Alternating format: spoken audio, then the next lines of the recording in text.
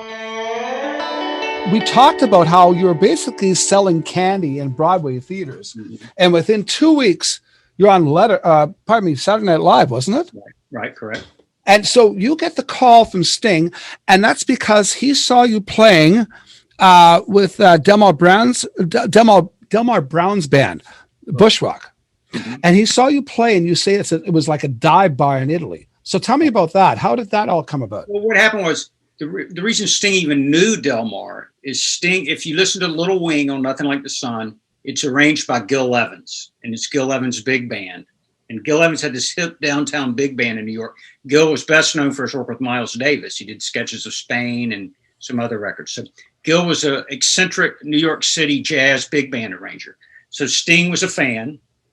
So Sting asked, and Gil was known to take Jimi Hendrix songs and arrange them for a big band, So it was kind of odd. And they played every Monday night at a place called Sweet Basil on 7th Avenue South. But so Sting and Gil became pals, I guess, and they did the album, and Delmar was in Gil Evans' orchestra. And so for the summer jazz festivals, Sting and Gil Evans were performing at the Umbria Jazz Festival in Perugia, Italy. And so Delmar was doing the summer tours. I talk about it in my book because people say, how did you get this gig? And it is kind of convoluted. Delmar was touring Europe with Gil Evans' orchestra, and he had a budget to take his fusion band, Bushrock, along. So he hired his band to travel around Europe. And if Gil was in a place, we'd play that place. And that's how we ended up in Italy. And Sting knew Delmar from the Gil Evans connection. So when Delmar was playing a club, Sting said, I'll come see you. And I'd heard a rumor that Sting was coming. I was like, I don't want to know. Don't tell me. I was so nervous. And I never saw him, but he saw me. It's interesting to say that because I remember for years, I thought that Sting, as much as I admire him and always have admired him, I didn't want to meet him because I thought he would be an intimidating person. Yet a friend of mine who's a makeup artist in Hollywood ended up, there was a thing she had to do with Sting, and she said he couldn't have been nicer. She said it was one of the nicest people she's ever met. He was so accommodating, so kind, nice, and chatted her ear off all day and stuff, which is exactly the opposite of what I thought he would have been like.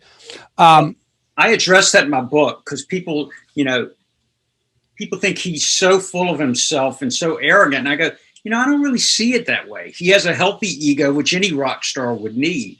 But the fact that he would surround himself with Branford Marsalis or Omar Hakim, it shows that he's confident and comfortable in his own skin, because a lot of rock stars wouldn't allow those guys to show him up like that. But either Sting was so arrogant, they thought they can't show me up, I'm Sting, or, hey, he's a very charitable, I mentioned in the book, he's a generous musician. And to me, that is the measure of a musician. Did he let other people shine? Did he let you look good?